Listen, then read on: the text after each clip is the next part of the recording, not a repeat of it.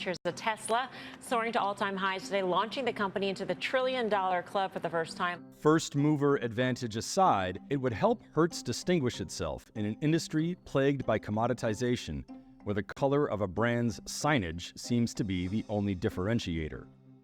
If you or I went to the airport and we went to the green counter, the red counter, or the yellow counter, we're still going to get the same white Toyota Camry. But only a couple of years in, while the rental company is posting strong finances, its EV strategy is facing some serious challenges. Pricing troubles, skyrocketing repair costs, and low resale values. There's no technology change, EVs included, that run a straight line without some hiccups and challenges. And that's this.